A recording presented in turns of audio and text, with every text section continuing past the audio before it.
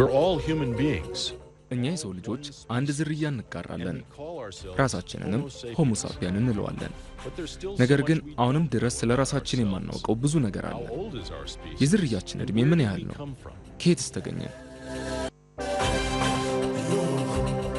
በአሁን ጊዜ ሳይንሳዊ ጥናቶች ለነዚህ ጥያቄዎች ጠንካራ ደጋፊ ማስረጃና አዳዲስ አስገራሚ ምላሾችን በመስጠት ላይ ይገኛሉ ምላሾቹም ጭው ካለው የአፍሪካ በረሃ የተገኙ ናቸው የተመራማሪ ሳይንቲስቶች ቡድን ልዩ በሆነው የኢትዮጵያ ስምጥ ሸለቆ ለባለፉት 30 ዓመታት የሰው ልጆች ዝርያ በጊዜ ሂደት ውስጥ ያደረገውን የዝግመተ ለውጥ ጉዞ ለማረጋገጥ ሲያጠኑ ቆይተዋል የጥናታቸው ውጤት ግልጽ ያደረገው ነገር ቢኖር ሁላችንም ከአፍሪካ እንደተገኘን ነው ማንንም ሊገምተው ከሚችለው በላይ እጅግ በጣም ረጅም እድሜን ያስቆጠርናል than anyone ever thought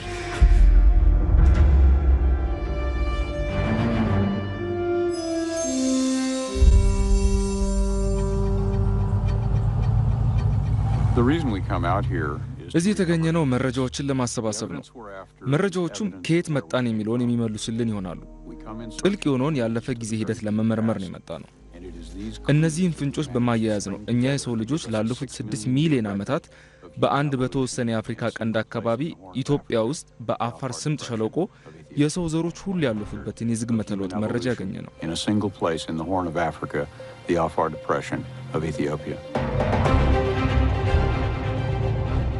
now heading to get a crossing of this አሁን ይህን ወንዝ ለማቋረጥ እየገሰገስን እንገኛለን በቀላሉ የምናቋርጠው ሆኖ ግን አላገኘነው ምክንያቱም ወንዙ በጎርፍ ተሞልቷል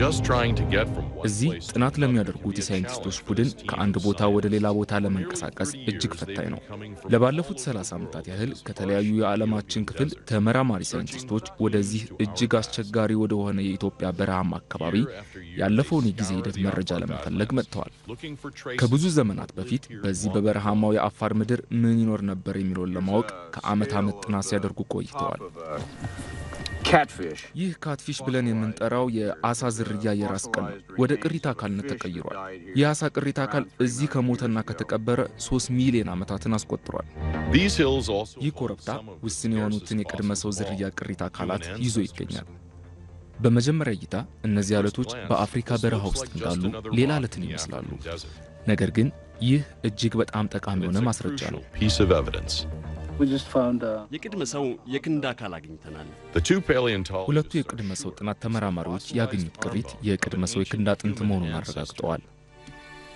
the bone itself ይህ አጥንት ከክንዳችን መታጠፊያ ዝቅ ብሎ ያለው ነው they also know የክንድ አጥንቱ 6 ሚሊዮን ዓመታትን ካስቆጠሩ የድንጋይ ንጣፍ ውስጥ እንደነበር አውቀዋል it's one of the oldest ይህ ነው እንግዲህ እስካሁን ከተገኙት የቅድመ ሰው ቅሪት አካላት ረጅም እድሜን ያስቆጠረው fossils ever found it is really exciting እጅግ በጣም አስደሳች ነው ከ5.7 ሚሊዮን ዓመታት በላይ ያስቆጠረ በመሆኑ በቅድመ ሰው አመጣጥ ጥናት ውስጥ እጅግ ወሳኝ ነው we're hoping to find other pieces ሌሎች ተጨማሪ ጥቃቅን አካላትን በመጨመር ትርጉም ያለው ግኝት እንደሚሆን ተስፋ አድርገናል የሚገርም ነው የተወሰኑት ደቂቅ አካላት እዚህ ምድረ ገጽ ላይ ናቸው ስለሆነም ፍለጋቸውን አጠናክረው ቀጥለዋል the arm bone በዚህ በኢትዮጵያ አፋር በረሃማ አካባቢ የተገኘው የክንድ አጥንት ከመንጋጋ አጥንት ከጥርሶችና ሌሎች አጥንቶች ጋር ጭምር ነው over millions of years በዚህ አካባቢ ኖረው የሞቱ ከብዙ ሚሊዮን ዓመታት በኋላ አፈር የሸፈናቸው ወደ ቅሪት አካልነት ተለውጠዋል ያ አካባቢ በጊዜ ሂደት ሲቀየር በውስጡ ይኖሩ የነበሩ ፍጥረታትም አብረው ተለውጠዋል በዚህ ምድር ውስጥ ተቀብሮ የሚገኝ ቅሪት አካላቸው በአንድ ወቅት በዚህ ለመኖራቸው ማስረጃ ነው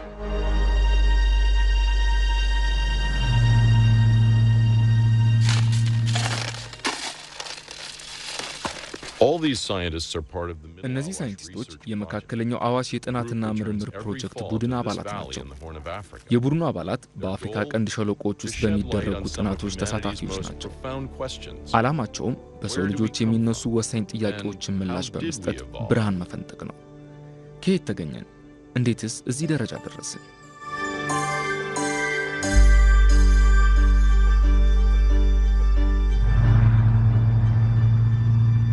We're out here in the middle of the Middle Awash. አሁን ያለነው በመካከለኛው አዋሽ የምርምር ቦታ ላይ ነው።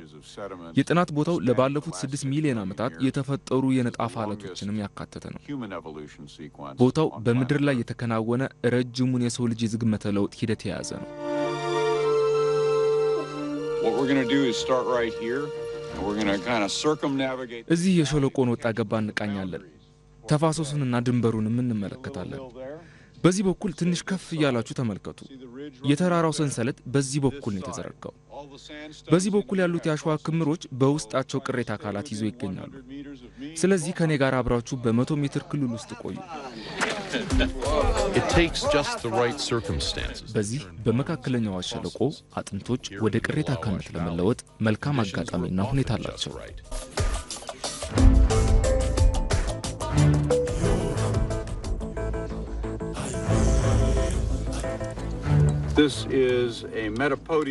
እነዚህ የፈረስ የሜዳ አህያና የመሳሰሉት ቅሬታ አካላት ናቸው። መመልከት ትችላላችሁ። ቅሬታ አካላቱ ከመሬት ገና ብቅ እያሉ ነው። Each fossil identifies a እያንዳንዱ ቅሬታ አካል እዚህ ይኖሩ የነበሩትን ፍጡራን ማሳያዎች ናቸው። የተገኙት 16000 የሚደርሱ የመካከለኛው አዋሽ ቅሬታ አካላት እያንዳንዳቸው የተገኙበት ቦታ በትክክል ኮኦርዲኔታቸው ተመዝግቧል።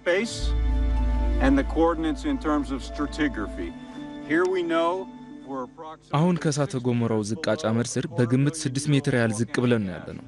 It was here long ያ አካባቢ ከዘመናት በፊት የተለየ መልክዓ ምድራዊ አቀማመጥ ነበረው። የሁላችንም የሰው ልጆች መገኛ የሆኑት ቅድመ አያቶቻችን ኖረውበታል። እዚህ የሚገኙት ጥንታዊ የድንጋይ ንጣፎች የሩቁን ዘመን ሁኔታ የሚያሳዩን መስኮቶች ናቸው። ሳይንቲስቶች እያንዳንዱን የድንጋይ ንጣፍ ሲከፍቱ ምን ሊያገኙ እንደሚችሉ አያውቁም።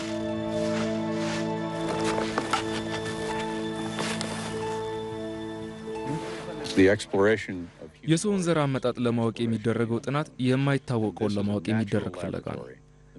መካከለኛው አዋሽ ደግሞ ለሰው ልጆች ዝግመተ ለውጥ ጥናት የተፈጥሮ ቤተ ሙከራ ነው። በከርሰ ምድር ውስጥ የሚገኙ ስነ ህይወታዊ ቅሪቶችና መገልገያ መሳሪያዎች የቀደመውን ዘመን መክፈቻ ቁልፎች ናቸው። በመጀመሪያ ደረጃ ይህ ቅሪት እንዴት እዚህ ተገኘ? This is a fossil in the making. በወንዙ ደለል ማጠራቀሚያ ላይ እንድንገኝ ምክንያት የሆነን ይህ አጥንት ነው። አዋሽ እየተመዘገዘገ ከዛኛው አቅጣጫ ነው ወደዚህ የሚፈሰው። በአጠቃላይ የአዋሽ ደለላማ ሜዳ በአብዛኛው ነጠል ብሎ በቆሙ የእሳተ ገሞራ አምባዎች የተሞላ ነው። የአፋር ከብቶች የሚግጡት እዚሁ ነው። በዚህ ዓመት በዝናብ ወቅት ከጫካው ውስጥ ከሚኖሩ አጋዘኖች መካከል አንዱ ሞቶ አጥንቱን እዚህ አግኝተነዋል። እንግዲህ አጥንት ቅሬታ አካል ለመሆን ምቹ ሁኔታ አለው። የጥናታችን ቦታ እዚሁ ስለሆነ የምንኖረውም እዚሁ አካባቢ ነው። በሚቀጥለው ዓመት ከተራራማው የሀገሪቱ ክፍል ዝናቡ ሲመጣ አዋሽ ወንዙ ሞልቶ ስለሚፈስ ይህን አጥንት በደለል ይቀብረዋል። ስለሆነም ከዘመናት በኋላ ቅሬታ አካል ይሆናል።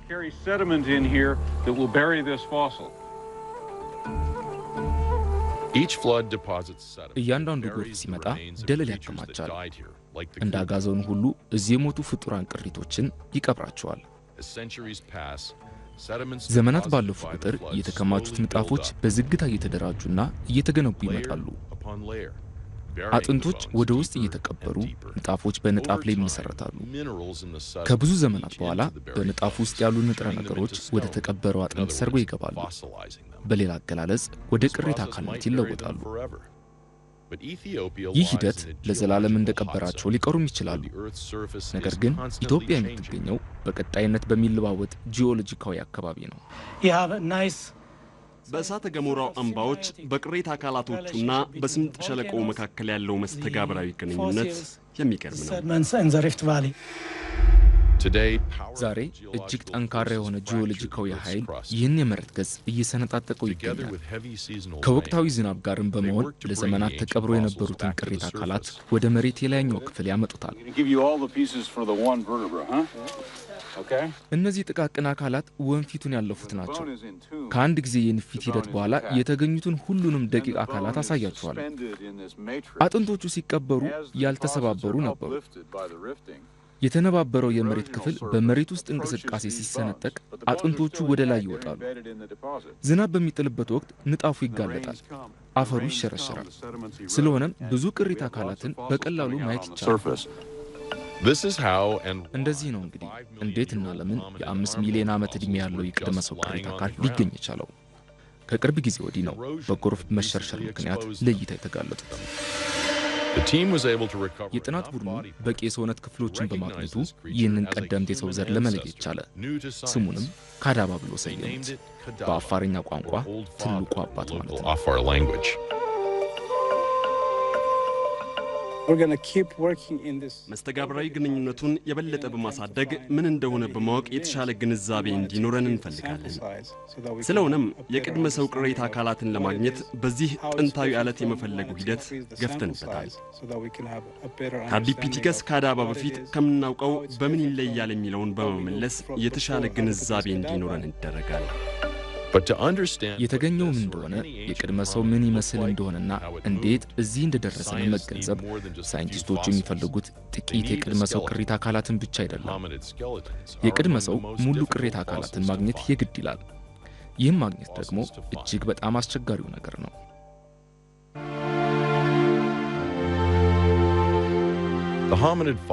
በ5.5 ሚሊዮን ዓመት ጥንታዊ ንጣፍ ድንጋይ ውስጥ ሳይንቲስቶች ያገኙት የቅድመ ሰው ቅሪት የተሰባበረና ወጥነት የሌለው ነው። ነገር ግን ጥንታውያን የቅድመ ሰው እዚህ ይኖር እንደነበር ማሳየት ተችሏል። ነገር ግን ያለ ሙሉ የአጽሙ ክፍሎች ምን ይመስል እንደነበርና እንዴት ይኖር እንደነበር ማወቅ አስቸጋሪ ነው። ይህ አራሚስ የሚባል አካባቢ ነው። የጥናት ቡድኑ ከ1 ሚሊዮን ዓመት ያነሰ ዕድሜ ያለው አለት ፍለጋ ተያይዟል። ስራችንን የጀመርነው በዚህ በአራሚስ በሚገኘው 4.4 ሚሊዮን ዓመት ባስቆጠረ የተነባበረ ንጣፍ አለት ላይ ነው። ምን እንደሚያጋጥመን እርግጠኞች አይደለንም።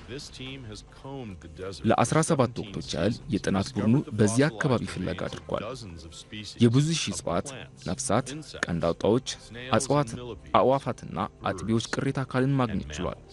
ብዙዎቹ ለተፈጥሮ ሳይንስ አዲሶች ናቸው። ይህ ትልቅ ምርት ነው። እንደ ኢሮፓውያን አቆጣጠር በ1994 ሊታመን የማይችል ነገር ተከሰተ። ትዕግስተኞቹ ተመራማሪዎች የ4.4 ሚሊዮን ዓመት ዕድሜ ያለውን ከፊል የሰውነት አካል የሚያሳይ የቅድመ ሰው ቅሪተ አካል አገኙ። እዚህ ቦታ ላይ አርዲፒቲከስ ራሚደስ የሚባለውን ፍጡር ጨምሮ በጠቅላላው የጠፋውን ዓለም አገኘን። ይህ አዲስ እይታን ከፈተልን። በእርግጥ የሰው ልጅ በዝግመተ ለውጥ ውስጥ እንዴት እዚህ ደረሰ? እኛስ ከየት መጣን? ምንም መስል ነበር? በመጨረሻም እንዴት ሰው ሆነን የሚሉትን ጥያቄዎች ለመመለስ ድንቅ ግኝቶች ናቸው። ለ15 ዓመታት የጥናት ቡድኑ ከፊል የሰውነት አካል ያለው ቅሪት ከመሬት አካል ቆፍሮ በማውጣት በመገጣጠምና በማጥናት አዲሱን ግኝት አርዲ በማለት ሰየሙት። የአርዲ የሰውነት አወቃቀር ግርምት ብቻ አልነበረም። ትንሽ ጭንቅላት፣ ረጅም እጅና መጨበጥ የሚችሉ እግሮች ያሏት የዝንጀሮና የጦጣ ዝርያ ትመስላለች። ነገር ግን የአርዲ ዳሌ እግርና ጫማ ከዝንጀሮ ወይም ጦጣ ፈጽሞ የሚለይና ራሷን ችላ በቀላሉ በሁለት እግሮቿ ቀጥ ብላ መራመድ የምትችል ናት። አርዲፒቲከስ ላይ የተመለከትነው ነገር በተወሰነ መልኩ ቅይጥነት ነው። የሰውና ጦጣ ቅይጥነት የታየባት። ከዚህ ቀደም ቺምፓንዚዎችን እንደ ቀደምት የሰው ዘር አምሳያዎች አድርገን ስናስባቸው ነበር። ነገር ግን ልዩ የሆነች እንስሳን አሁን አግኝተናል። ከቺምፓንዚዎች የተለየች ናት። ይህ ነው በሰው ልጅ የዝግመተ ለውጥ ላይ ያለንን አስተሳሰብ የቀየረው። በእርግጥ ብዙ ተመራማሪ ሳይንቲስቶች የቅድመ ሰው ቀደምት አያቶቻችን ቺምፓንዚዎችን ይመስላሉ ብለው ገምተው ነበር። አርዲ ግን አይደለችም። ብዙዎችም ይገምቱ የነበረው በሁለት እግር ቆሞ መሄድ የተጀመረው በአፍሪካ ሳር የሚበዛበት አካባቢ እንደሆነ ነበር። ነገር ግን ይህም አይደለም። ሰዎች በሁለት እግር መራመድ የጀመሩት ሳር በሚበዛበት የመሬት አካባቢ ነው ተብሎ ይታሰባል። ነገር ግን ያገኘናት ቀደምት የቅድመ ሰው ዘር ትኖር የነበረው ጥቅጥቅ ባለ ጫካና በመጠኑ ዘርዘር ባለ ጫካ አካባቢ ነው። አርዲ የተገኘችበት የ4.4 ሚሊዮን ዓመት ዕድሜ ያለውን ጣፍ የሚያሳየው ነገር ቢኖር አካባቢው ቀድሞም በረሃማ እንዳልነበረ ነው። በዚህ አካባቢ ይኖሩ የነበሩ አርዲፒቲከስ ራሚደስ የቅድመ ሰው ዝርያዎች በዛፎችና በመሬት ላይ ለመኖር የሚያስችል ምቹ ሁኔታ እንደነበራቸው ነው። በመካከለኛው አዋሽ በተገኘው አዲስ ግኝት ምክንያት አሮጌዎቹ ንድፈ ሐሳቦች በአዲስ እየተተካ Ardi was neither አርዲ chimpanzee የቺምፓንዚ የሰው ልጅ ዝርያም but she አልነበረችም። was on our side ነገር of the ግን family በሰው ልጅ ቅድመ ታሪክ ውስጥ ያለች ሌላኛዋ የዘር ሐረጋችን እንጂ። What human ancestors lived in ታዲያ Africa የአርዲ after ዝርያ Ardi's ከጠፋ species በኋላ disappeared? በአፍሪካ ውስጥ የኖሩት የሰው ዘሮች እነማን ናቸው? The answer came from ምላሹም young አርዲ settlers ከተገኘችበት only ቦታ 50 miles 50 north ማይል of the ወይም Ardi site. 80 ኪሎ ሜትሮች ርቆ በሚገኘው መለስተኛ ዕድሜ ባስቆጠረ የድንጋይ ንጣፍ ውስጥ ይገኛል። A team led by በዳን researchers ጆንሰን እና Hansen ሞሪስ and ታይብ Maurice የሚመራው Taib የጥናት ቡድን በጥሩ discovered ሁኔታ the የተቀመጠውን beautifully የሴት ቅሪተ preserved አካል remains አግኝቷል። of a female የዚህ skeleton. ሴት ቅሪተ አካል She was የ3.2 ሚሊዮን ዓመት ዕድሜ ያለው ከአርዲ በ1.5 ሚሊዮን ዓመት ያህል ወጣት ነች። They nicknamed her Lucy. የጥናት ቡድኑም ሉሲ የሚል ስያሜ ሰጥቷታል። Lucy was younger than ሉሲ Ardi. ከአርዲ እጅግ ወጣት Was ናት። she more ነገር evolved? ግን በአዝጋሚ ለውጥ ብዙ ተቀይራለች። At 3.2 million years ago, Lucy was then the oldest ሉሲ hominid ከአርዲ species እጅግ ወጣት ever ናት። found. ነገር ግን Lucy, of በአዝጋሚ course, ለውጥ ብዙ inspired ተቀይራለች። hundreds of scientific studies, studies that tried to cut right to the heart. ለመሆኑ ሉሲ ከአርዲ በምን ነበር What የምትለየው? had changed in በእነዚያ 1.2 1.2 ሚሊዮን ዓመታት We were የሉሲ faced ለውጥ with an ምን animal ነበር? that still had we were faced with an animal that still had a chimpanzee-sized brain. የቺምፓንዚ አእምሮ መጠን ያላት እንስሳ ነበር ያጋጠመችን። ቺምፓንዚ ባትሆንም በተወሰነ መልኩ በዛፍ ላይ የመኖር ባህሪ ያላትና ሙሉ በሙሉ በሁለት እግሮቿ የምትራመድ እንስሳ ናት። Adapted for upright walking. And these feet እነዚህ እግሮች ናቸው መላውን አፍሪካን የተራመዱት። እነዚህ በታንዛኒያ የተገኙ በሁለት እግር የሚሄዱ አስገራሚ ሰው ዘር ፋናዎች ናቸው። made over 3 million years በሉሲ ዝርያዎች ከ3 ሚሊዮን ዓመት በፊት በጥንታዊ የእሳተ ገሞራ አመድ ክምችት ውስጥ የተገኙ ፋናዎች። እነዚህ የቅድመ ሰው ዝርያዎች በሁለት እግራቸው ልክ እንደኛው ቆመው ይራመዱ የነበሩ የእግር ጣት ፋናዎች ትተውልን አልፈዋል። The two most important በ1.2 ሚሊዮን ዓመታት ማለትም በ80 ሺህ ትውልድ የሚለያዩ አርዲና ሉሲ በኢትዮጵያ ብሔራዊ ሙዚየም የሚገኙ የዓለማችን ወሳኝ ሁለት የቅድመ ሰው ቅሪተ አካላት ናቸው። 80,000 generations. አንደኛው በዛፍ ላይ የሚኖር ነገር ግን ሙሉ በሙሉ በሁለት እግሩ መራመድ Already የሚችል፣ becoming a biped.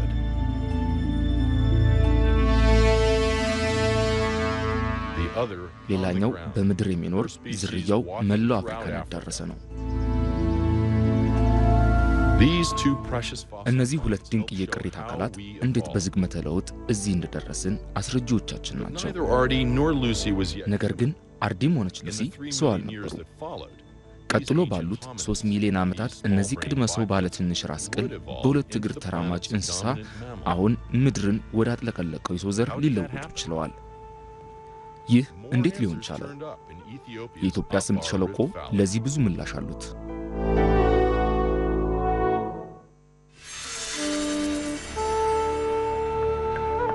The fossil evidence shows that የቅሪተ አካላቱ ማስረጃ የሚያሳየው የዛሬ 4.4 ሚሊዮን ዓመት ገደማ ቀድሞ የሰው ዝርያዎች ዛፍ ላይ ከመንጠላጠል ወርደው በሁለት እግራቸው ቀጥ ብለው መራመድ መጀመራቸውን ነው። ከዛም ከ1.2 ሚሊዮን ዓመታት በኋላ ለአንዴና ለመጨረሻ ጊዜ ከዛፍ ወርደው ለመራመድ የሚያስችል አካላዊ ብቃት ተጎናጸፉ። we're still not human. ነገር ግን አሁንም እነዚህ ፍጥረታት ሰው አልነበሩም። ታዲያ እንዴት እኛን ሊሆኑ ቻሉ? Today is the Awash. ዛሬ የአዋሽ ወንዝና ገባሮቹ ሸለቆውን እየቦረቦሩት ይገኛል። They reveal more answers. ብዙ መልሶችንም ግልጽ በማድረግ ላይ ናቸው። We have another window. በቦሪ ባህር ገብ መሬት ምላሾቹን የሚሰጠን ሌላ የጊዜ መስኮት አለ። that are exposed out to በመሬት ውስጥ the river. በሚካሄደው ተፈጥሯዊ እንቅስቃሴና በወንዙ አማካኝነት እየተጋለጡና ለእይታ እየበቁ ይገኛሉ። The fossils the team is finding እዚህ here በጥናት ቡድኑ እየተገኘ ያለው ቅሪት የሚያሳየው ከሉሲ በኋላ ያለውን ግማሽ ሚሊዮን ዓመታት በሸለቆ ውስጥ የተካሄደውን ለውጥ ነው። near the Afar village of Buri. ቡሪ በተባለው የአፋር መንደር አጠገብ የ2.5 ሚሊዮን ዓመታት ዕድሜ ያስቆጠረ የቅድመ ሰው የራስ ቅል ስብርባሪ በዮሐንስ ኃይለ ሥላሴ ተገኘ።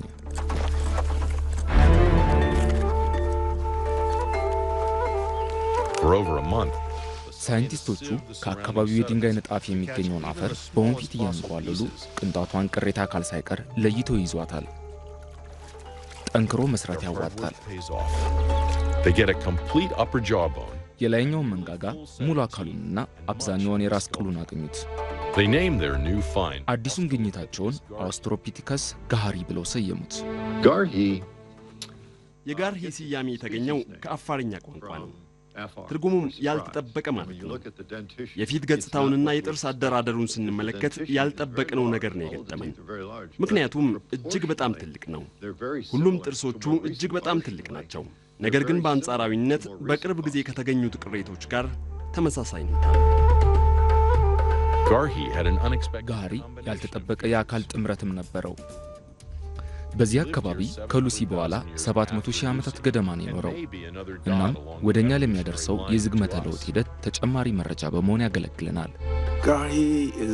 በአፋር ክልል በመካከለኛው አዋሽ ካገኘናቸው ቅሬቶች መካከል ጋሪ እጅግ በጣም አስፈላጊው ቅሬታ አካል ነው። ምክንያቱም ከ3 እስከ 2 ሚሊዮን ዓመት ያለው ጊዜ እጅግ በጣም ወሳኝ ጊዜ ነው።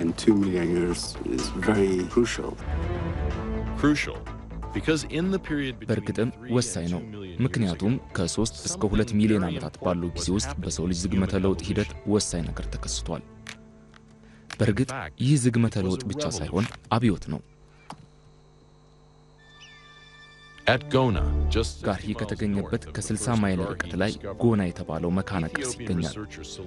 ኢትዮጵያዊ ተመራማሪ ስለሺ ሰማው በሺዎች የሚቆጠሩ የዓለማችን ጥንታውያን የቅድመ ሰው ቀደምት መገልገያ መሳሪያዎችን አገኘ። እድሜያቸው ከጋሪ እድሜ ጋር እኩል ነው። የመካከለኛው አዋሽ ተመራማሪ ዮናስ በየነ ሲያብራራው in the same stratigraphic horizon አውስትራሎፒቲከስ ጋሪን ባገኘንበት ተመሳሳይ የድንጋይ ንጣፍ ክልል በድንጋይ ስለት የመቆረጥ ምልክት ያለባት እጅግ ትልቅ የሆነ የጉማሬ የጎድን አጥንት አግኝተናል። እነዚህ የተገኙት ቀላል የድንጋይ መሳሪያዎች 2.5 ሚሊዮን ዓመት ዕድሜ ያስቆጠሩ ናቸው። መሳሪያዎቹ ቀላሎች ናቸው። ነገር ግን በወቅቱ የነበሩትን የቅድመ ሰው ዝርያ የአእምሮ አወቃቀር ረቂቅነት ለማሳየት በቂዎች ናቸው። ከነሱ በመነሳት መሳሪያዎቹን እንዴት ሲሰሯቸው፣ ያጓጉዟቸው፣ በስራ ላይ ይጠቀሙባቸውና ይዘዋቸው ይጓዙ እንደነበር መገመት ይችላል። የጋሪ ዝርያዎች እነዚህን መሳሪያዎች በመጠቀም ስጋና ያጥንት መቅኒ ይመገቡ ነበር። ይህ አንድ እርምጃ ነበር፣ ግን ደግሞ አደጋም ሊያስከትል የሚችል ጭምር። የጋሪ ዝርያ ከጫካ ወደ ሜዳ ለመውጣት በሚያደርገው እንቅስቃሴ በትላልቅ አውሬዎች የመበላት አደጋ ተጋርጦበት ነበር። ልክ ማንም ከህይወት መስመር ሲወጣ ሊገጥመው እንደሚችል ሁሉ እነዚህም በዛፍ ላይ ይኖሩ የነበሩት የቅድመ ሰው ዝርያዎች በትላልቆቹ አራዊት የመበላት አደጋ ያጋጥማቸዋል። በእርግጥ አሁንም ቢሆን ተኩላዎች የሰው ልጅን ለመብላት ሙከራ ሊያደርጉ ይችላሉ። በዚህ የሐይቅ ዳርቻ እንዲወጡና እንዲወርዱ የገፋፋቸው ነገር ሳይኖር አይቀርም። ስለሆነም እነዚህ የቅድመ ሰው ዝርያዎች ድንጋይን ለመጠቀም የገፋፋቸው ነገር ማሰብና መገንዘብ እንችላለን። ይህም አጥንት ውስጥ ያለው መቅኔና ስጋ ለመለየትና ለማግኘት ነው።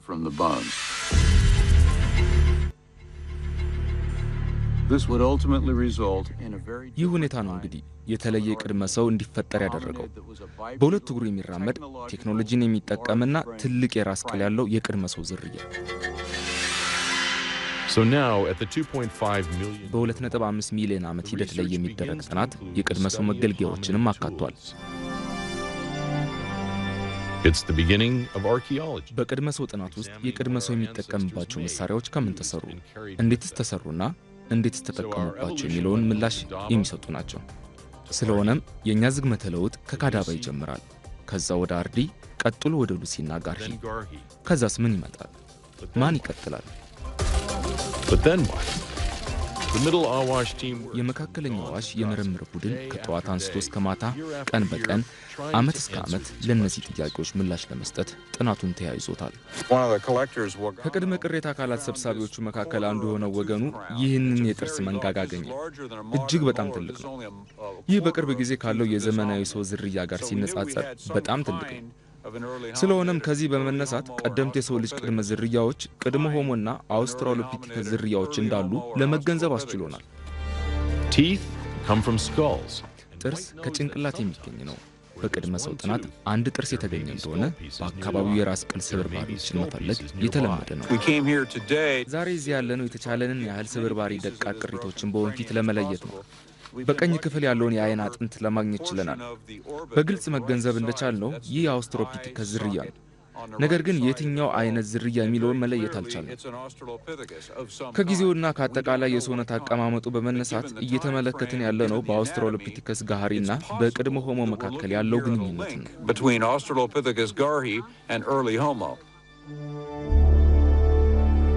Is it the connection they've been looking የፍለጋቸው ነጥብ በዘመናዊ ሰውና የመጀመሪያ የድንጋይ መሳሪያ በሰራው የቅድመ ሰው ዝርያ መካከል ያለውን ግንኙነት ላይ ያተኮረ ይሆን?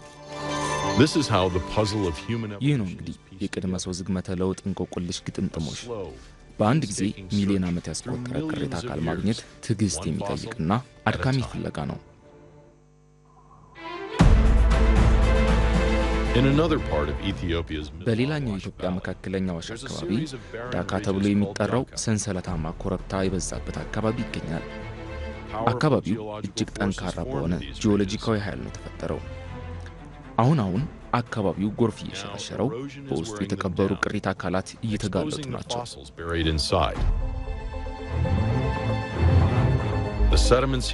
እዚህ ያሉት የድንጋይ ንጣፎች 1 ሚሊዮን ዓመት ዕድሜ ያስቆጠሩ ናቸው። This fossilized antelope ለተመራማሪ ቲም ዋይትና ሄነሪ ጊልበርት ይህ የቅድመ ቅሪተ አካል ይዘት ከሚሊዮን ዓመት በፊት አካባቢው ምን ይመስል እንደነበር አመላካች ነው። በትክክል ይህ የሳላ ዝርያ የመኖሪያ አካባቢያቸው ደረቅ ነው የሚሆነው። የተወሰኑትን ናሙናዎች ሰብስባችኋል? በትክክል ይህንን ናሙና አግኝተናል። They often find fossil bones. በአብዛኛው የአምባራይ ላይ የጉማሬና የአዞ አጥንቶችን አግኝተዋል። But finding fossils ነገር ግን አብረዋቸው የኖሩ የሰው ልጅ ቅድመ ዝርያ ቅሪቶችን ማግኘት እጅግ ውስብስብና አስቸጋሪ ነው። The research field season in በኢትዮጵያ የመስክ ምርምር ወቅት እጅግ በጣም አጭር ነው።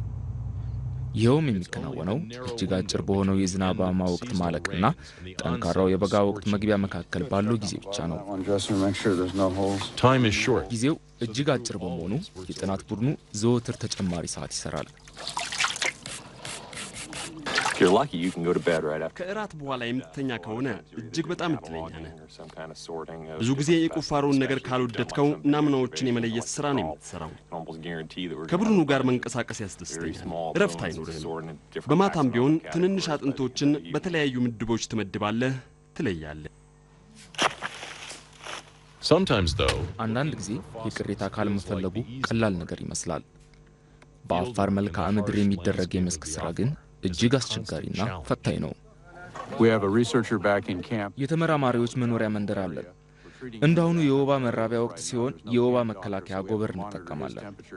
የመኖሪያ መንደሩ የሕክምና ቡድን ስለማይኖረው የአካባቢውን ሙቀት እንለካለን። አስፈላጊ ሆኖ ሲገኝ አካባቢውን ለቀን እንሄዳለን።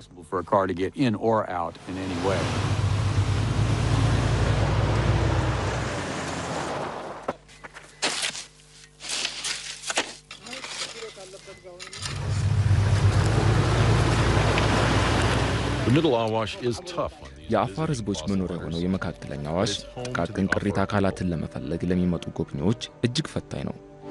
The Afar have a reputation for አፋሮች አካባቢያቸውን ከውጭ ከሚመጣ ወራሪ በጀግንነት በመጠበቅ እጅግ የተከበሩ ህዝቦች ናቸው። ነገር ግን ለዓመታት የአፋር ጎሳዎች የመካከለኛ አዋሽ የጥናት ቡድን በቅሪተ አካል ፍለጋ በማገዝ እጅግ አቻ የማይገኝላቸው አጋሮች ሆነዋል። በመሆኑም ብዙ አፋሮች የተዋጣላቸው ቅሪተ አካላት ፈላጊዎች ሆነዋል። ስራችንን በማከናወን ትልቅ ሚና ተጫውተዋል። በማንኛውም የምንሰራው ስራ ይሳተፋሉ።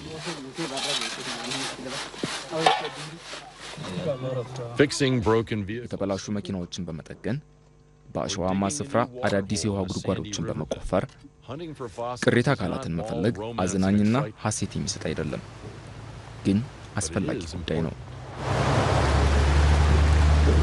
Being a paleoanthropologist, የቅድመ ቅሪተ አካል አጥኚ መሆን ማለት የቅሪተ አካላትን መፈለግ ብቻ ሳይሆን እነሱን መተንተን፣ ማጥናት እናም ከጥናቱ የሚገኘውን ዕውቀት ከሳይንሱ ማህበረሰብ ዘንድ ማጋራትና ለአጠቃላይ ህዝቡ ማሳወቅም ጭምር ነው።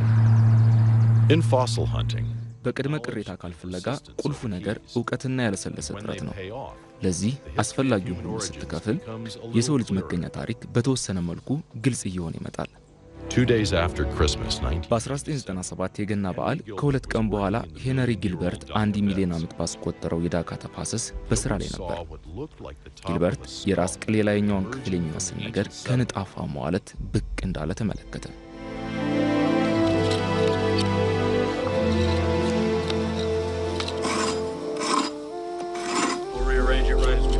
they encased the የጥናት fossil ቡድኑ in አባላት protective የተገኘውን plastic ቅሪት በስብራት መጠገኛ ጆሶ ሸፈኑት።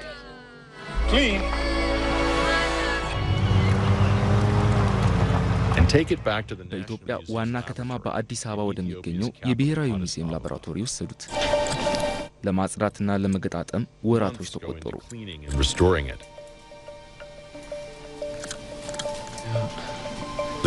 የጥናት ቡድኑ የተገኘው ቅሪት ሆሞ ኢሬክተስ የተባለ የቅድመ ሰው ዝርያ እንደሆነ አረጋገጡ።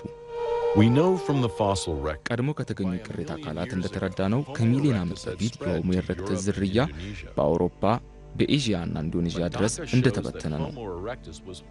ዳካ ያረጋገጠልን ነገር ቢኖር የሆሞ ኢሬክተስ ዝርያ ሉሲ አርዲ ይኖርበት በነበረው የኢትዮጵያ ስምጥ ሸለቆ ይኖር እንደነበር ነው።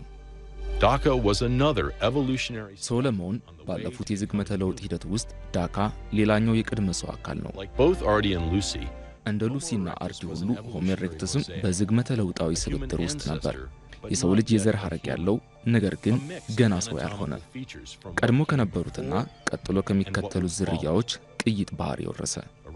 የሆሞ ኢሬክተስ ተክለ ሰውነት ልክ እንደኛ የነበረ ቢሆንም የራስ ቅሉ መጠን ከአሁኑ ሰው 2/3 ይሆናል። When Dhaka lived here, ዳካ እዚህ በሚኖርበት ጊዜ ምን አይነት እንስሳት አብሮት ይኖሩ ነበር? Where's that small pick with the real sharp point? this huge block contains the fossil. ይህ ቋጥኝ የጥንታዊ ጉማሬ አጥንት ቅሪተ አካል ይዞ የሚገኝ ነው።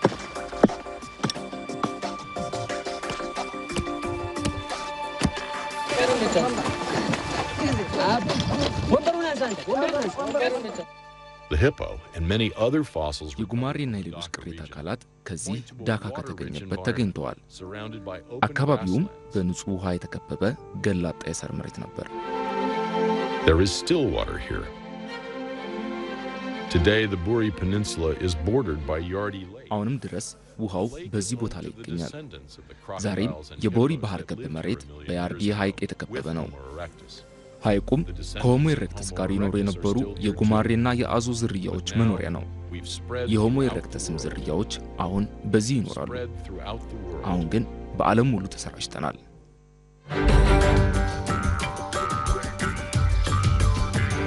Hominid fossils are the sign የቅድመ ሰው ቅሪተ አካላት የዝግመተ ለውጥ አይነተኛ ምልክቶች ናቸው። where we came from. ሚሊዮን ዓመታትን ወደ ኋላ በመመለስ ከየት እንደመጣን የሚያመላክቱ ነው። ስለሆነም እያንዳንዱ የቅድመ ሰው ቅሪተ አካል እድሜው ስንት እንደሆነ ማወቅ ወሳኝ ጉዳይ ነው። Dating is extremely important. በቅድመ ሰው ቅሪት ጥናት ዘመናት እጅግ ወሳኝ ነገሮች ናቸው። ምክንያቱም የዝግመተ ለውጥ ሂደት እንዴት እንደሆነ ለመገንዘብ በዘመናት ውስጥ ቅሪተ አካላት አንዱ ከሌላኛው ጋር እንዴት እንደሚዛመዱ ማወቅ አለብን። How can scientists be so እንዴት ነው sure about the ሳይንቲስቶች age of በቁፋሮ fossils ያገኙትን they find? ቅሪተ አካል እድሜውን እርግጠኛ The የሚሆኑት? answer?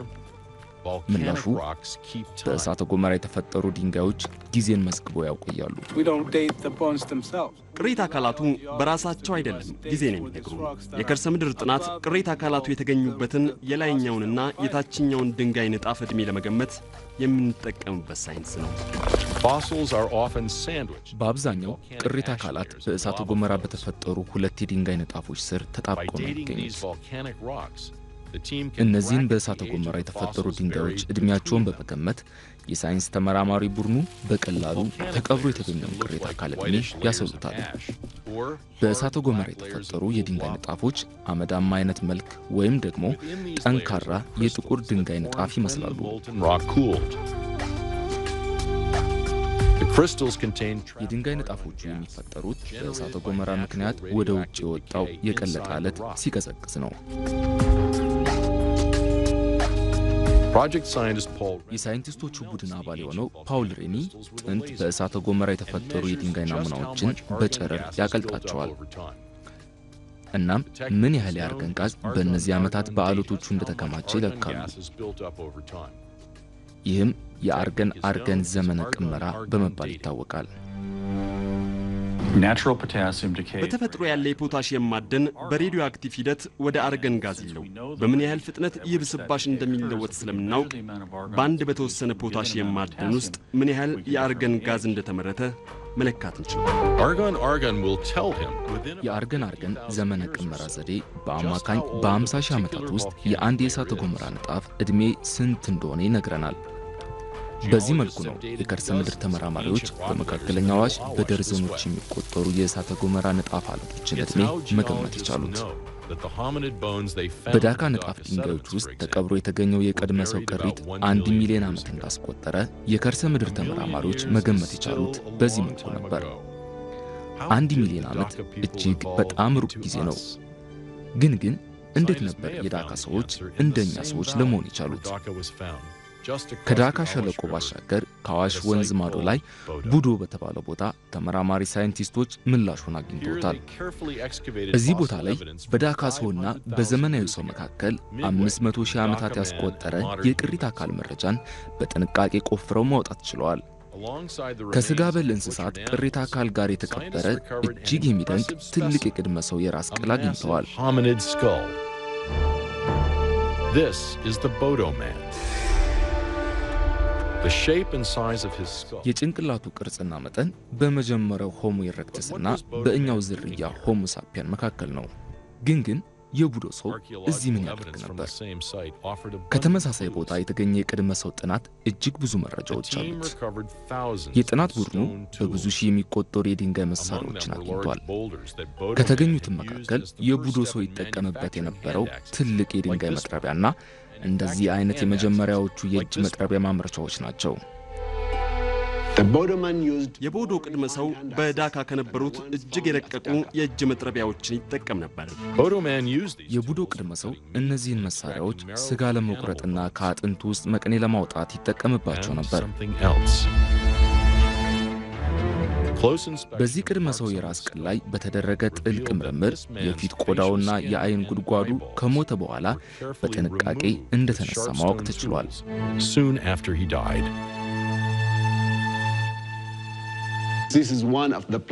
እዚህ ላይ በግልጽ መመልከት ይቻላል። ይህ የሚያሳየው ግድያን ያካተተ ባህላዊ አምልኮቶች መካከል አንዱ መሆኑን ነው። በመካከለኛው አዋሽ የተገኙት 1 ሚሊዮን ዓመት ያስቆጠረው የዳካ ቅድመ ሰውና ግማሽ ሚሊዮን ዕድሜ ያለው የቡዶ ሰው እነዚህ ሁለት ቅሪቶች በጋራ በሰው ልጆች የተካሄደውን ዝግመተ ለውጥ ማሳያዎች ናቸው። እነዚህ የሰው ዘሮች ቀስ በቀስ የቴክኖሎጂና አካላዊ ዝግመተ ለውጥ አድርገዋል። ሰው ወደ መሆን እየተደረገ ምርታ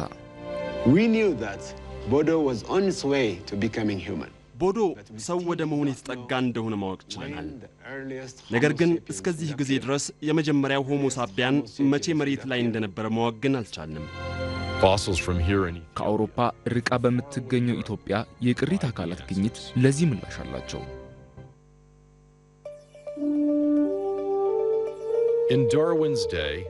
በዳርዊን ዘመን ከአውሮፓ ዋሻዎች ጥቂት የኒያንደርታል ቅድመ ሰው ቅሪት አካላት ተገኝተው ነበር። በዚህ ፊልም ላይ ይህ የዋሻ ሰው እንደ ማሳያ ተደርጎ ቀርቧል።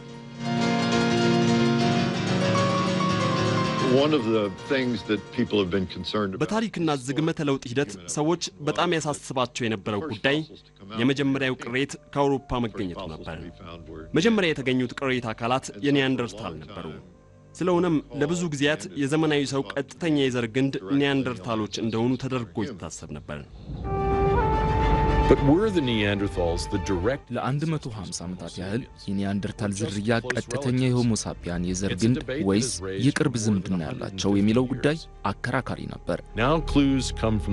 አሁን ግን ከዘረመል ጥናት የመጣው መረጃ የሚያመለክተው የዘመናዊ ሰው የዘር ሐረግ ግንድ ቀጥተኛ መገኛ አፍሪካ እንጂ አውሮፓ እንዳልሆነ ነው። የመካከለኛው አዋሽ ሳይንቲስቶች ይህን ጥያቄ ለአንዴና ለመጨረሻ ጊዜ ሊመልስ የሚችል መረጃ ፍለጋ ላይ ተጠምደዋል። እናም ሄርቶ በተባለ ቦታ ምላሹን አገኙት። ሄርቶ ሁለት ክፍል አለው። አንደኛው ግማሽ ሚሊዮን ዓመት ያስቆጠረው አሁን ያለንበት አካባቢ ሲሆን ሌላኛው ደግሞ ከ160 ሺህ ዓመት በላይ ያስቆጠረው ከሄርቶ መንደር አናት ላይ የሚገኘው ነው። እነዚህ ጥቂቶቹ የሸለቆ የላይኛው የድንጋይ ንጣፍ ናቸው። 160 ሺህ ዓመታትን አስቆጥረዋል። እስካሁን ድረስ ከተገኙት የሆሞ ሳፒያን ቅሪተ አካላት ቀደምቱን ያገኘነው በዚህ ቦታ ነው። ዴቪድ አውጉስቶ በተባለ ተመራቂ ተማሪ የጎልማሳ ሰው የራስ ቅል የመጀመሪያው ቁራጭ ተገኘ። የሚቀጥለውን ጥንታዊ የድንጋይ ንጣፍ እየገለጡት በሚመጡበት ወቅት ተመራማሪዎቹ የተገኘውን ቅሪት ያለምንም ጉዳት ለማውጣት ቻሉ። Researcher Berhani Asfaw በቅርብ ቦታ ላይ ተመራማሪ ብርሃን ያሰፋው ትንሽዬ አጥንት ስባሪ ማግኘት ቻለ። the first piece of another. የሕፃን ልጅ ራስ ቅል የሆነውን የመጀመሪያ ስባሪ። They recovered pieces of yet a third cranium. ከዚህ ቦታ ላይ ሶስተኛውን የራስ ቅል ማግኘት ቻሉ። እነዚህን ሶስት የራስ ቅሎች ሰብስበው ላቦራቶሪ ውስጥ አስገቧቸው። The child's cranium የሕፃኑ የራስ ቅል በመቶዎች የሚቆጠሩ ቁርጥራጮች ነበሩት። ነገር ግን አስፋው ከወራት አድካሚ ሥራ በኋላ ድጋሚ የሕፃኑን የራስ ቅል መግጣጠም ቻለ። After the long meticulous cleaning and assembly, ከረጅምና አድካሚ የማጽዳትና የመገጣጠም ሥራ በኋላ ተመራማሪ ሳይንቲስቶቹ በመጨረሻም ይህን ጥንታዊ መልክ መመልከት ቻሉ። this is not the face of a Neanderthal. ይህ መልክ የኒያንደርታል አልነበረም። ነገር ግን ይህ መልክ ከራሳችን መልክ ጋር ይመሳሰላል። If a forensic anthropologist የወንጀል መርማሪ አውስትሮፖሎጂስቶች ይህን አስገራሚ የራስ ቅል አግኝተውት ቢሆን ኖሮ ድምዳሜያቸው የሚሆነው አውስትራሊያዊ ነው የሚል ነበር። ነገር ግን እኛ ቆፍረን ያገኘነው እዚህ በአፍሪካ ምድር በ160 ሺህ ዓመት ዕድሜ ነው። The Hairto skulls look very human. የሂርቶ መልክ ቁርጥ ሰው ነው የሚመስለው። ፊቶቹ ወሳኝ የጉንጭ አጥንቶች አሉት። ግንባሩም እንደዚሁ። የራስ ቅል ቅርጹ ክብ ነው። ለዚህ ነው ቁርጥ ሆሞ ሳፒያን የሚመስለው። እነዚህ ቅርጾች ግን በቀደምት በቅድመ ሰው ዝርያዎች በዳካና ቡዶ ላይ አልተስተዋሉም። ይህ የሂርቶ ቅሪተ አካል ከኒያንደርታል ቅሪተ አካል እጅግ በዕድሜ የገፋ ነው። ነገር ግን ቀድሞ ሰው የሆነ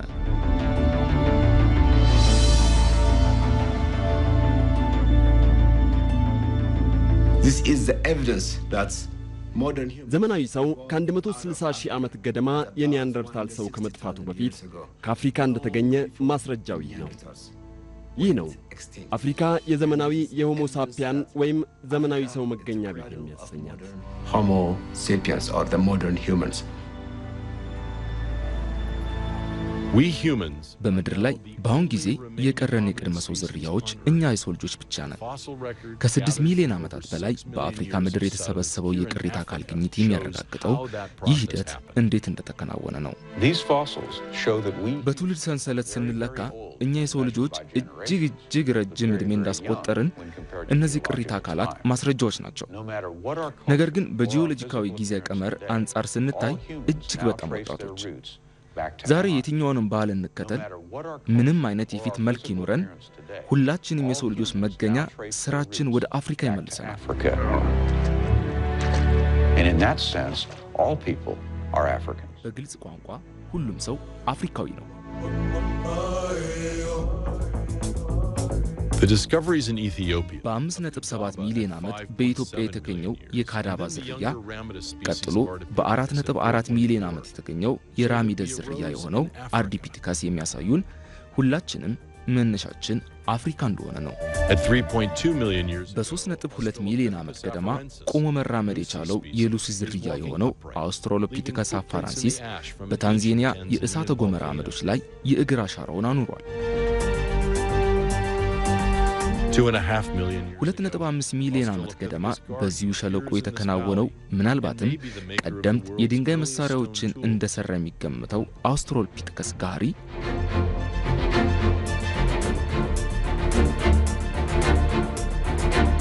a million years ago 1 ሚሊዮን ዓመት ገደማ ሆሞ ኢሬክተስ ወደ አውሮፓና ኢንዶኔዥያ ሄዶ መኖር በጀመረበት ጊዜ እንኳን የመካከለኛው አዋሽ ቀደምት መኖሪያ ቤቱ ነበረች።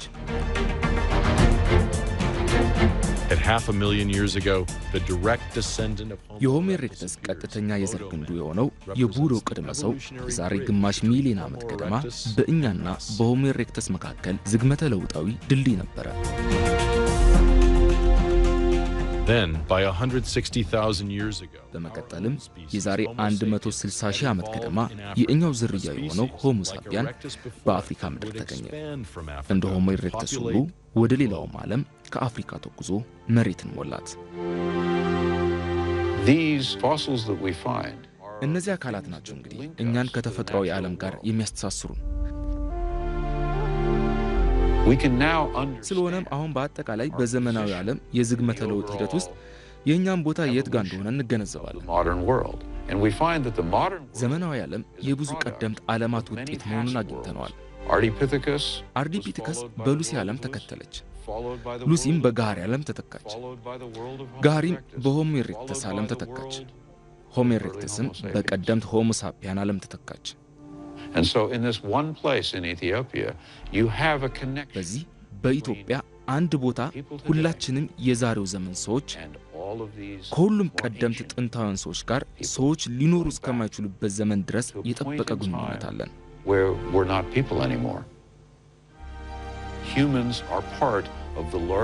የሰው ልጆች የግዙፍ ዓለም አንድ ህይወት አካል ናቸው።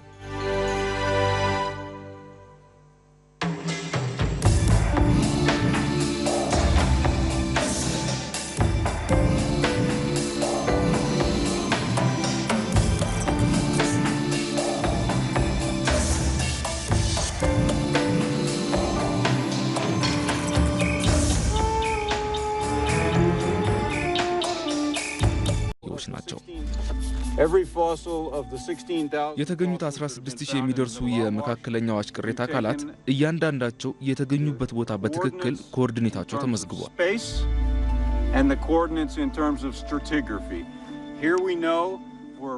አሁን ከእሳተ ገሞራው ዝቃጭ አመድ ስር በግምት 6 ሜትር ያህል ዝቅ ብለን ነው ያለነው። ያ አካባቢ ከዘመናት በፊት የተለየ መልክዓ ምድራዊ አቀማመጥ ነበረው። የሁላችንም የሰው ልጆች መገኛ የሆኑት ቅድመ አያቶቻችን ኖረውበታል። እዚህ የሚገኙት ጥንታዊ የድንጋይ ንጣፎች የሩቁን ዘመን ሁኔታ የሚያሳዩን መስኮቶች ናቸው። ሳይንቲስቶች እያንዳንዱን የድንጋይ ንጣፍ ሲከፍቱ ምን ሊያገኙ እንደሚችሉ አያውቁም።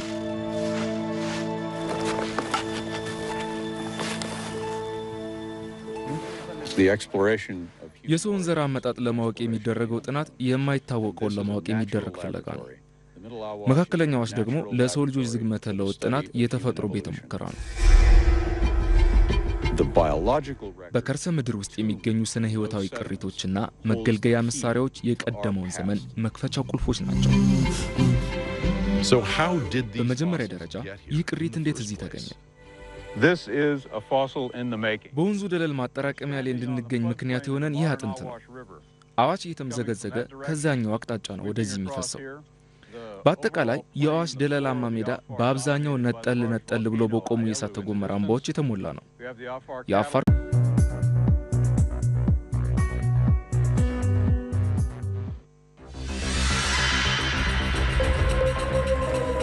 We're all human beings. እኛ የሰው ልጆች አንድ ዝርያ እንጋራለን። ራሳችንንም ሆሞ ሳፒያን እንለዋለን። ነገር ግን አሁንም ድረስ ስለ ራሳችን የማናውቀው ብዙ ነገር አለ። የዝርያችን ዕድሜ ምን ያህል ነው? ከየትስ ተገኘ? በአሁን ጊዜ ሳይንሳዊ ጥናቶች ለነዚህ ጥያቄዎች ጠንካራ ደጋፊ ማስረጃና አዳዲስ አስገራሚ ምላሾችን በመስጠት ላይ ይገኛሉ። ምላሾቹም ጭው ካለው የአፍሪካ በረሃ የተገኙ ናቸው። የተመራማሪ ሳይንቲስቶች ቡድን ልዩ በሆነው የኢትዮጵያ ስምጥ ሸለቆ ለባለፉት 30 ዓመታት የሰው ልጆች ዝርያ በጊዜ ሂደት ውስጥ ያደረገውን የዝግመተ ለውጥ ጉዞ ለማረጋገጥ ሲያጠኑ ቆይተዋል። የጥናታቸውን ውጤት ግልጽ ያደረገው ነገር ቢኖር ሁላችንም ከአፍሪካ እንደተገኘን ነው። ማንም ሊገምተው ከሚችለው በላይ እጅግ በጣም ረጅም ዕድሜን ያስቆጠርነን።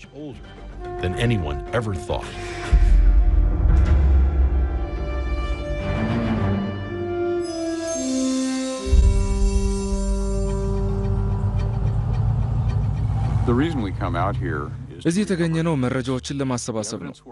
መረጃዎቹም ከየት መጣን የሚለውን የሚመልሱልን ይሆናሉ። ጥልቅ የሆነውን ያለፈ ጊዜ ሂደት ለመመርመር ነው የመጣነው። እነዚህን ፍንጮች በማያያዝ ነው እኛ የሰው ልጆች ላለፉት 6 ሚሊዮን ዓመታት በአንድ በተወሰነ የአፍሪካ ቀንድ አካባቢ ኢትዮጵያ ውስጥ በአፋር ስምጥ ሸለቆ የሰው ዘሮች ሁሉ ያለፉበትን የዝግመተ ለውጥ መረጃ ያገኘነው።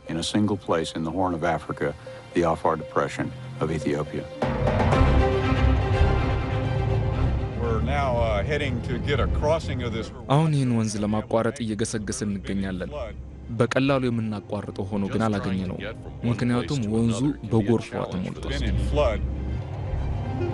just trying to get from one እዚህ place ጥናት ለሚያደርጉት የሳይንቲስቶች ቡድን ከአንድ ቦታ ወደ ሌላ ቦታ ለመንቀሳቀስ እጅግ ፈታኝ ነው።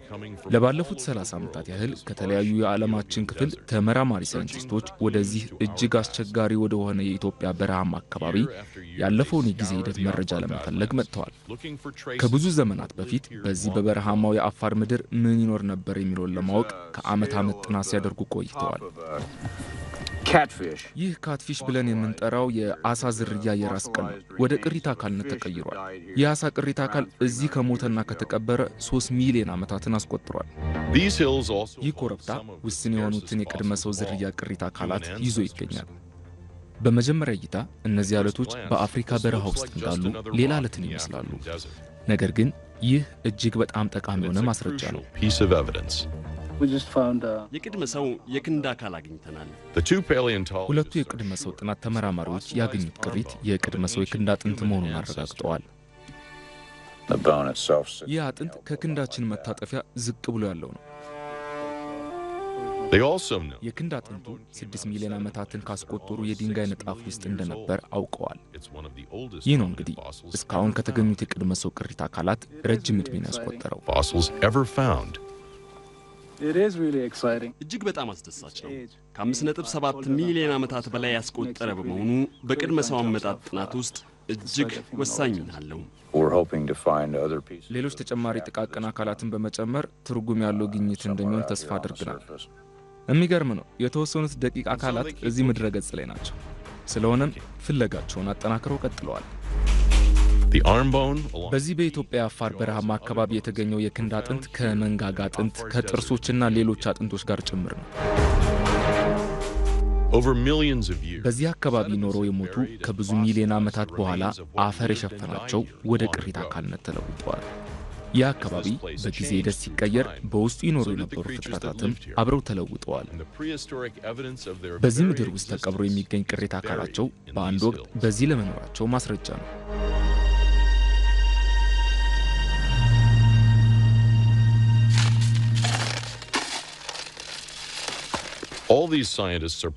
እነዚህ ሳይንቲስቶች የመካከለኛው አዋሽ የጥናትና ምርምር ፕሮጀክት ቡድን አባላት ናቸው።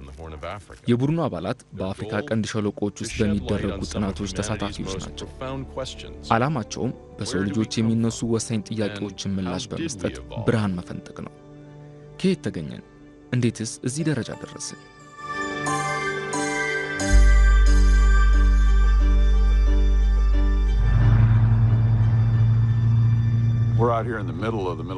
አሁን ያለነው በመካከለኛው አዋሽ የምርምር ቦታ ላይ ነው።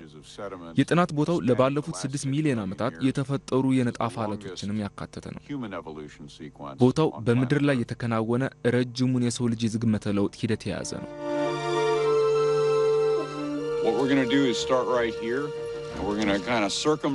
እዚህ የሸለቆን ወጣ ገባ እንቃኛለን።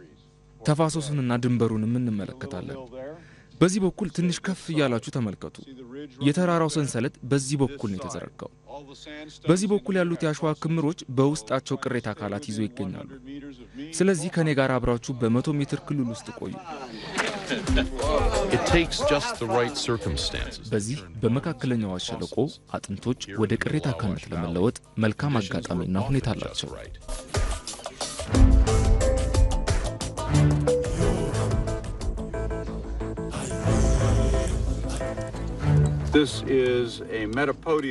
እነዚህ የፈረስ የሜዳ አህያና የመሳሰሉት ቅሪተ አካላት ናቸው። መመልከት ትችላላችሁ። ቅሪተ አካላቱ ከመሬት ገና ብቅ እያሉ ነው። እያንዳንዱ ቅሪተ አካል እዚህ ይኖሩ የነበሩትን ፍጡራን ማሳያ